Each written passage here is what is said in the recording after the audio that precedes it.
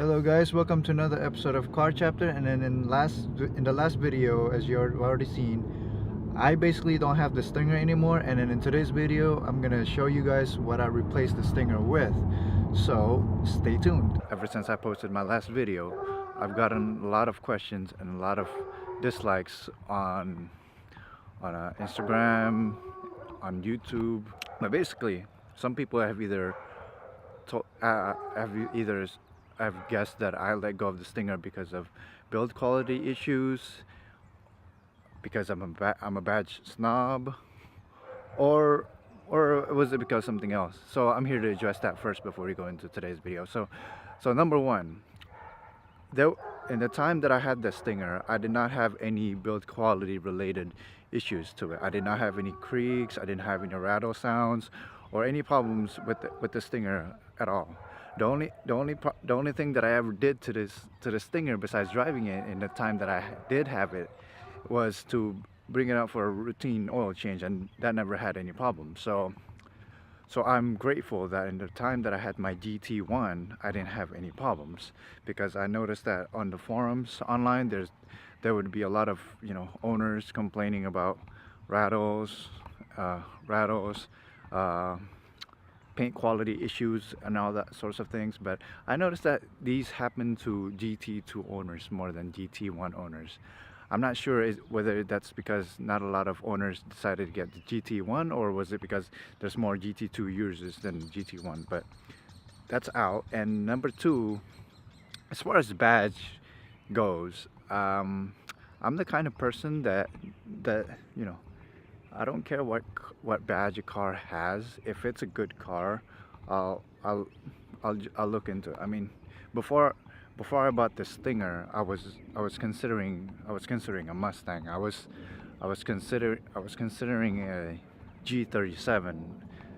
I, I was considering a Miata. Basically, this is just an example of that. The fact, I don't care what badge a car has, as long as it looks good and it drives good, and then it attracts me. I'm basically I'll consider buying it. So I let go of the Stinger because of a number of factors, and I won't go into them in detail until I'm comfortable to share that later on. But I just want you to know that I did not let go of the Stinger because I prefer having the BMW more than the Stinger, and then because I have sentimental value attached to the Stinger, I mean to the Beamer, because because owning the Beamer was like a milestone point in my life, and I'll probably be keeping the Beamer for a very, very long time. So out of the two cars that I could separate with, the Stinger was the best decision. So there's that. And don't worry, when the time is right, I'll upload a video of why I really decided to let go of the Stinger. But let that be the past, and I don't have any bad things to say about the Stinger. Besides that, I wish they had, a bigger gas capacity, because it had a small tank for what it can do. Here's a preview, and then let's do the reveal. Hope you enjoy.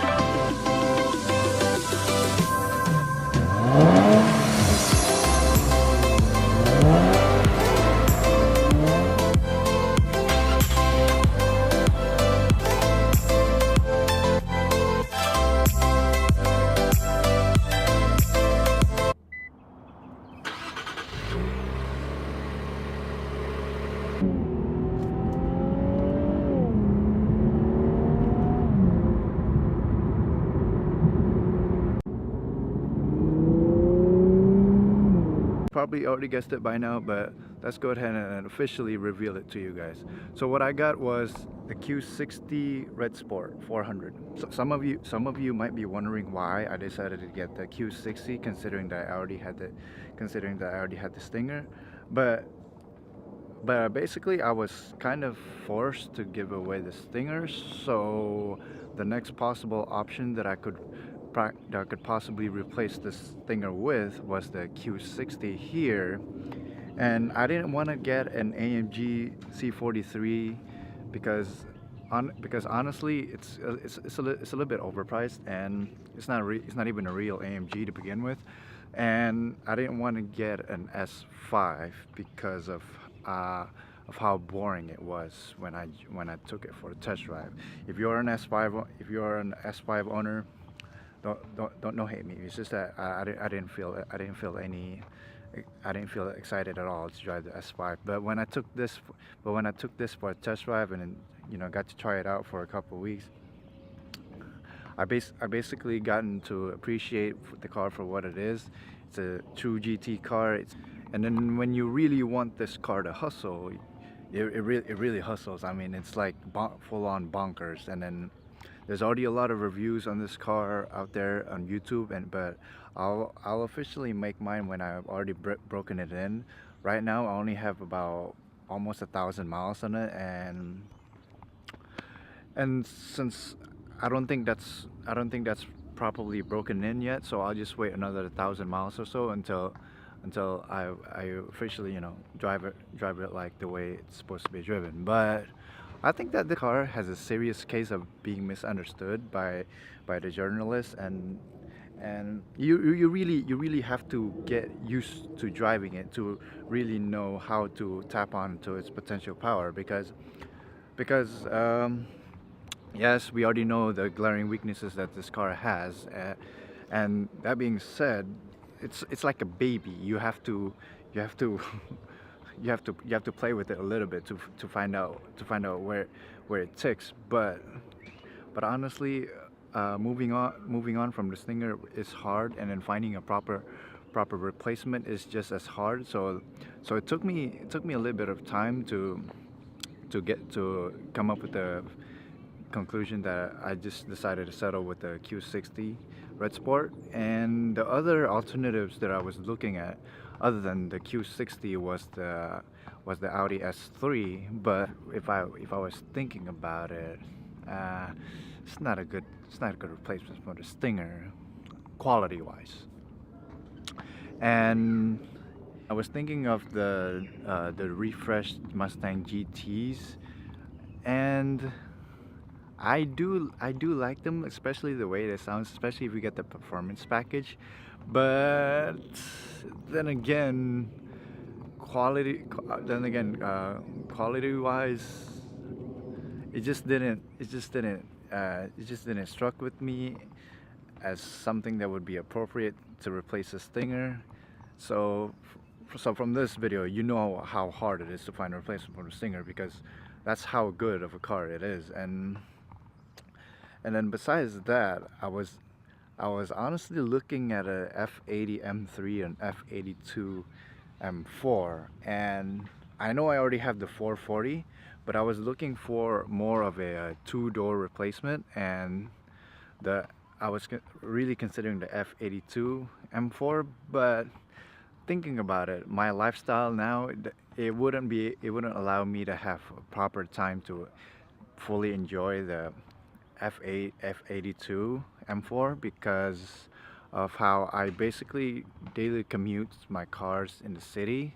And I could do that with the 440 no problem, but to use an M4 for just daily driving back to work is just, it'd be a waste of the car. So not that.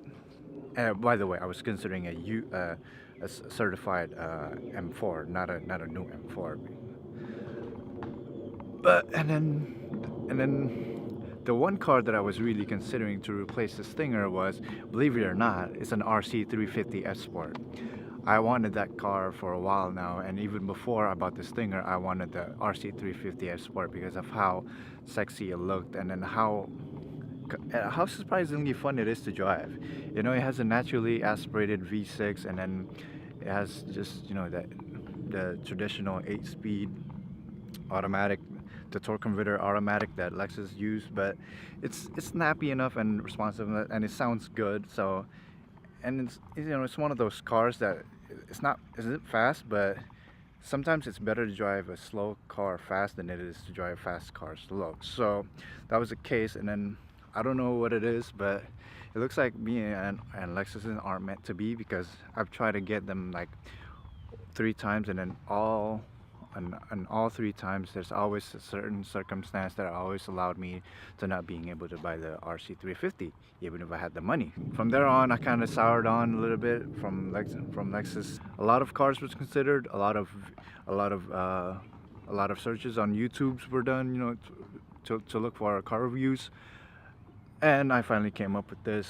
And honestly, I've had it for a while, since the beginning of February, and it's awesome.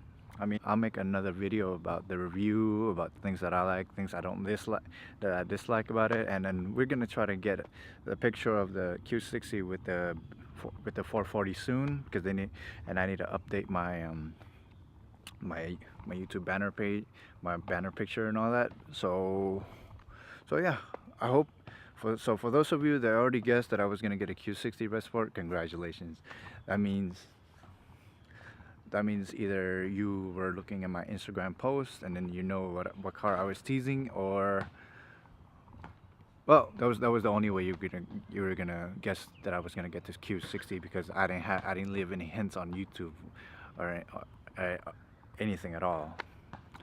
So with that being said, guys, I'm waiting for my friend here. I hadn't.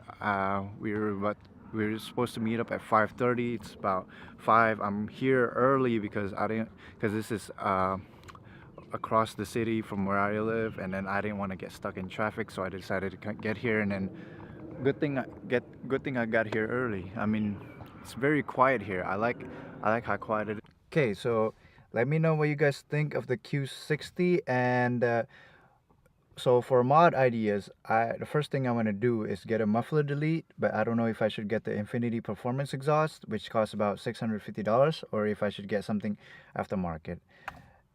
But we definitely need to make this car louder, because it's too quiet sometimes, and most of the times all I hear is just intake howl, which is pretty much synthetic, I think, and it does sound good on the outside. We just need to make that sound loud enough so we can hear in the cabin.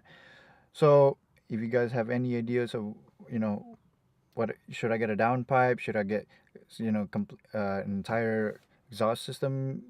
We should, you know, comment below. And I think I need to make this louder first, then the Beamer, because the Beamer, you know, at least I hear the sound sometimes, but this one is just completely muted sometimes.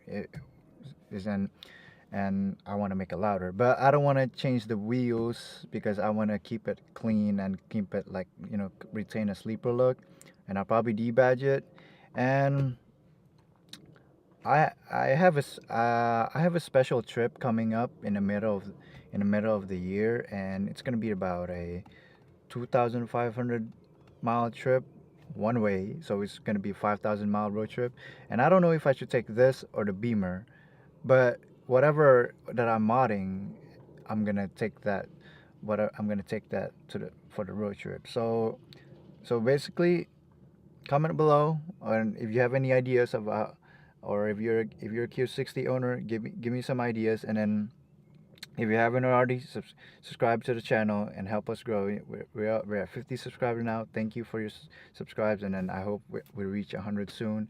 And, you know, see you guys in the next video. Bye bye.